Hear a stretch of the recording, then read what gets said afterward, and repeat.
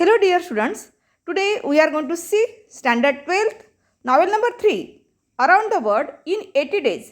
चला तर विद्यार्थी मित्रांनो, नॉवेल नंबर 3 मधील around the world in 80 days या नॉवेलमधील जे इम्पॉर्टंट कॅरेक्टर आहे, जे पेपरला येण्यासारखे आहे, इम्पॉर्टंट आहेत, याविषयी माहिती बघूया. Let us see some important characters.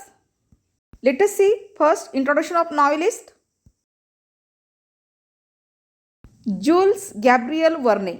He was a 19th century French novelist, poet and playwright. Verne wrote widely popular series of adventure novels including Journey to the Center of the Earth, 20,000 Leagues Under the Sea and Around the World in 80 Days, 1873. Verne is generally considered a major literary author in France and most of Europe. Verne has been the second most translated author in the world. तर हा झाला तुमचा नॉवेलिस्टचा परिचय. आता let us see most important characters information. Major characters. First, Phileas Fogg, the hero and chief protagonist in the novel. He is challenge by a fellow glamour to go around the world in 80 days and he takes up the challenge. His rationally calmness, generosity and self-control appeal to the readers. तर या नॉवेलमधील सगळ्यात most important जे character दिलेलं आहे ते म्हणजे कोणतं आहे? फिलियास फॉग. हा सगळ्यात महत्त्वाचा प्रोटॅगोनिस्ट नॉवेल मधला भाग आहे. त्यामुळे फिलियास फॉग जनरली पेपरमध्ये बऱ्याच वेळा विचारलेला आहे, ब्रीफ शॉर्ट्स नोट्समध्ये. त्यामुळे हे चांगलं पाठ करून ठेवा. Now next character. पेपरमध्ये तुम्हाला write shorts notes on character अशा पद्धतीचे प्रश्न असतो. त्यामुळे तुम्हाला 2 मार्क्ससाठी हा प्रश्न असतो. तर 2 मार्क्ससाठी कोणतेही कॅरेक्टर जर विचारलं असेल तर एवढी माहिती तुम्हाला लिहिणं नेसेसरी आहे, गरजेचं आहे. त्यामुळे प्रत्येक कॅरेक्टरची माहिती तुम्ही वहीमध्ये नोंद करून घ्या. Now let us see second character, Passepartout. He is the employee of Phileas Fogg. हा कोण होता? फिलियास फॉगचा एम्प्लॉई आहे. He is an honest as well as a comic French man. तो एक प्रामाणिक आहे, सच्चा माणूस आहे. इवन तो कसा आहे? कॉमिक फ्रेंच मॅन आहे. He is loyal to his master. तो त्याच्या मालकाशी अतिशय एकनिष्ठ दाखवलेला आहे आपल्या नॉवेलमध्ये. And it gets in to situations that makes difficult his master's plan to travel around the world. म्हणजे येणाऱ्या प्रत्येक सिच्युएशननुसार तो काय करत असतो, कितीही आपल्या मास्टरला डिफिकल्ट सिच्युएशन असेल तरी तर त्या ठिकाणी प्लॅन तयार करत असतो. एक त्यांना हेल्पफुल असं वातावरण त्या ठिकाणी तो पॅसिफार्ट आउट मदत करण्यासाठी तत्पर असते. Passepartout out attracts the reader with his loyalty, warmth and his sense of humour.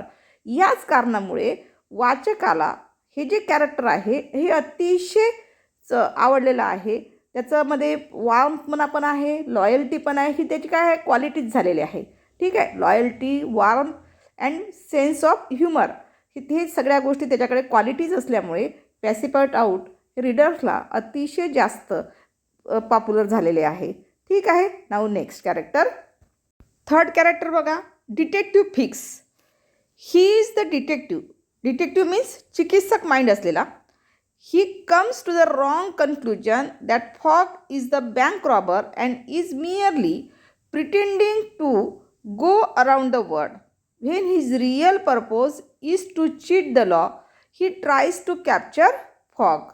म्हणजे तुम्हाला किमान 2 मार्क्ससाठी फिक्सविषयी जर माहिती लिहा म्हटलं, फिक्स म्हटलं तरी एवढीच माहिती लिहायची. डिटेक्टिव्ह फिक्स असं का लिहिलेलं आहे? ॲक्च्युली त्याचं नाव डिटेक्टिव्ह आहे का? कारण या नॉवेलमध्ये त्याचं जे कार्य होतं फिक्सचं, मेन कॅरेक्टर कोणता आहे? फिक्स म्हणून ओळखण्यात आलेलं आहे. पण फिक्सचं जे वर्क सांगितलेलं आहे तो कोणतं काम करत असे? As a detective. म्हणजे डिटेक्टिव्हचं काम त्यांचं असल्यामुळे या ठिकाणी कॅरेक्टरमध्ये काय लिहून दिलेलं आहे? Detective fix. म्हणजे फिक्सची जी ओळख आहे ती फिक्सची ओळख कोणत्या नावाने झालेली आहे? डिटेक्टिव्ह. आणि डिटेक्टिव्ह म्हणजे बारीक सारीक चिकित्सक, एक्झामाइन करणे, परीक्षण करणे कोणत्या बाबतीमध्ये. तर अशा प्रकारे त्या ठिकाणी फिक्सची ओळख सांगितलेली आहे. आणि या ठिकाणी सांगितलं तुम्हाला की हा एक काय आहे, तर ही इज द डिटेक्टिव्ह पर्सन. मग 2 मार्क्ससाठी तुम्हाला एवढ्या प्रकारचे 4 पॉईंट्स तर त्यामध्ये इन्क्लूड करणे गरजेचं आहे. आणि तो नेहमी काय करायचा? He comes to the wrong conclusion that Fogg is the bank robber. की हा जो फॉग दाखवलेला आहे हा काय करत होता? Bank robber. And is merely pretending to go around the world. आणि तो केवळ एक काय करायचा, जगाभोवती आपण 80 दिवसात भ्रमण करणार, 80 दिवसामध्ये, अशा प्रकारे सोंग त्या ठिकाणी करत असे. When his real purpose is to cheat the law. ज्यावेळेस ते लक्षात आलं त्याचा मेन उद्देश काय आहे, तर तो लॉला फसवत आहे हे त्या गोष्टी लक्षात आलं. आणि he tries to capture fog. आणि त्याने काय प्रयत्न केला होता फिक्सने, की त्याला पकडण्यासाठी प्रयत्न करतो. कोण? फिक्स. म्हणजे म्हणून त्या ठिकाणी फिक्सचं जे कॅरेक्टर सांगितलेलं आहे, फिक्सची जी उपाधी या ठिकाणी दिलेली आहे ती काय म्हणून दिलेली आहे, ॲज अ डिटेक्टिव्ह पर्सन म्हणून. ठीक आहे. Let us see next character number 4, Aouda. आता औडा ही कशी आहे, ही फिमेल कॅरेक्टर आहे. Aouda is a Parsi Indian princess who is orphan at an early age. She has to marry an old king and when he dies she has been asked to commit the sacrifice of her life as per the Hindu tradition of that time. She is rescued by Fox group. She goes back with them to England as she is unable to find her relative in Hong Kong. बघा या ठिकाणी औडा character काय सांगते आहे की एक Parsi Indian princess आहे आणि ती कशी आहे, who is orphan at an early age. म्हणजे लवकरच ती अर्ली एजच्या पिरियडमध्ये ती ऑर्फन झालेली आहे. औडा ऑर्फन म्हणजे अनाथ होणे. She has to marry an old king. तिचं काय झालेलं आहे, ओल्ड किंगशी लग्न झालेलं आहे. अँड व्हेन ही डाईज, ज्यावेळेस तो ओल्ड किंग मरतो त्यावेळेस he has been asked to commit the sacrifice of her life. तर ती त्यावेळेस ती स्वतःचं काय करते, तिच्या जीवनाचं हिंदू ट्रॅडिशननुसार त्या ठिकाणी कमिट ऑफ द सॅक्रिफाईस करण्याचा प्रयत्न करते आहे.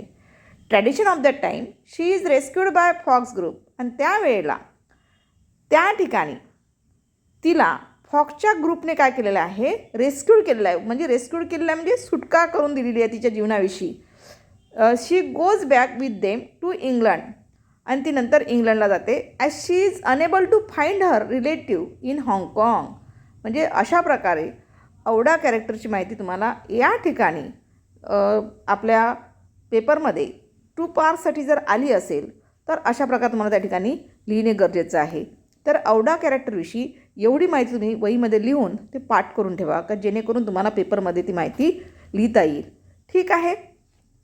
चला तर विद्यार्थी मित्रांनो, आजच्या तासामध्ये आपण जे मेजर कॅरेक्टर्स आहे, जे इम्पॉर्टंट कॅरेक्टर्स आहे याविषयी माहिती बघितलेली आहे.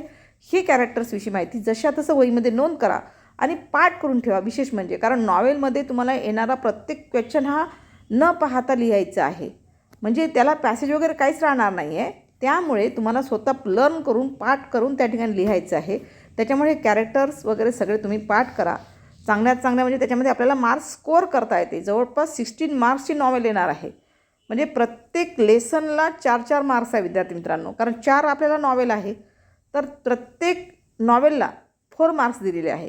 आणि प्रत्येक नॉवेलला 4 मार्क्स असल्यामुळे ते प्रत्येक चॅप्टर तुम्हाला करणे गरजेची गोष्ट आहे नॉवेलचे.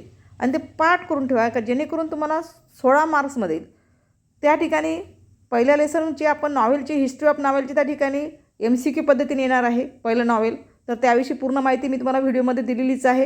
हिस्ट्री ऑफ नॉवेल तुम्ही यूट्यूबला बघून घ्या, ती सगळी माहिती दिलेली आहे. सेकंड चॅप्टर जो आहे आपला टू सर्व विथ लव, त्याविषयीसुद्धा कशा पद्धतीचे प्रश्न उत्तर येतात त्याबद्दलसुद्धा माहिती तुम्हाला दिलेली आहे. ते पण वहीमध्ये नोंद करून घ्या.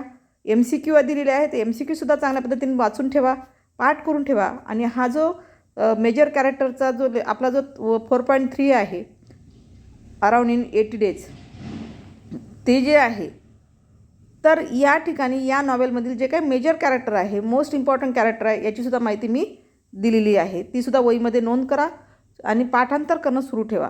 ठीक आहे. Let us see in the next video will see the remaining portion of this novel.